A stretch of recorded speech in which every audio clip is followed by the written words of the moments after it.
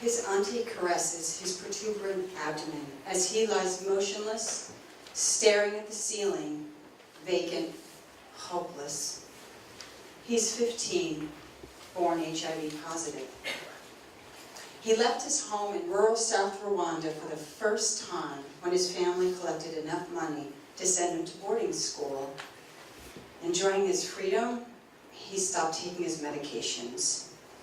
3 months later, overcome with fever, jaundice, and anorexia, he was admitted to this remote hospital. Buildings, single-story, Spartan, comprised medical wards, each with 16 beds in their inhabitants and literally nothing else. No machines, no equipment, no computers, no curtains separating the beds, no TV, no books, no tissues, no toilet, no sink. Atop a wire metal frame and a 2-inch mattress, each patient must supply their own linens. His auntie dotes on him, never leaves his side. His agony is her agony. The boy struggles to express that he's having trouble breathing. He's been here for 2 weeks, and our medical team, comprised of a Rwandan intern and resident, intelligent, accustomed to practicing in this low-resource setting, and me, the attending, with no formal training in HIV or tropical medicine, we still don't know what's going on. What we do know, he likely has AIDS. He's severely malnourished, with a huge abdomen encasing a massively enlarged liver and spleen, a fungal infection in his mouth, severely low blood counts, and a lung mass. We were able to send him to the military hospital, which has the only CAT scan in the whole country, to get a scan, but no one reviewed the study. We now have a CD disc containing images of his abdomen and pelvis that we can't read because no one has a computer into which we can insert the disc. He's miserable, and every day he's getting worse. I think he's dying, but what if I'm wrong? I know if I gave him morphine for his shortness of breath, that he would feel better. But he's 15, and I don't usually take care of people that young. To do so seems like a formal acknowledgement. To give morphine says, you are dying. We can't save you. How do you tell a child and his family that he's dying when you have such limited information, when you don't even know if he could be treated? I bring the chaplain to see him. The boy hands me a note written on a crumpled bill that his family paid for his medicine. His eyes are staring at the ceiling, despondent, stoic, his lips pursed. In the dimly lit medical ward that is now almost dark, I read the note with the light from my iPhone. My name is Nanje. I have problem of breathing, so that our favorite is that to come our home, period.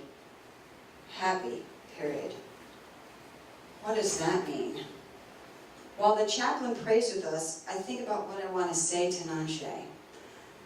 Nanje, I think you're dying. I am so sorry. I'm sorry that you were born with HIV, sorry that your parents died of this disease. I'm sorry that you didn't have more time in boarding school. I'm sorry that you can't breathe. Sorry that we can't read your CT scan. Sorry that we don't even know if you could be treated. Sorry that if we were in the US, we probably would be able to treat you, or at least know that we couldn't. I'm sorry that I am so uncomfortable practicing in this setting that I am paralyzed as to how to help you. I've been a board-certified internist for 26 years. I've taken care of people and trained residents and interns and students in 3 different U.S. medical academic institutions. I've taken care of people in a Navajo reservation, also with no CT scanner, and in urban and rural areas of Uganda, Haiti, Honduras, and Dominican Republic. But being an internist is arduous, and I feel helpless and alone. Sometimes it's hard to know the right thing to do, and sometimes it's hard to do the thing that you know is right. My own mother, several years ago, was paralyzed with a stroke, with tubes for eating and breathing. I never instituted palliative care. I thought I could get her better and take her home and take care of her there. This, though she was in the ICU more than she was out of it, bleeding and infected. She died alone in an institution, and I will always regret that I wouldn't or couldn't realize that she was dying and make her comfortable. In Rwanda, there's no team trained in palliative care, and I know that the decision to accept our limitations and ease Nanje's suffering rests with our medical team.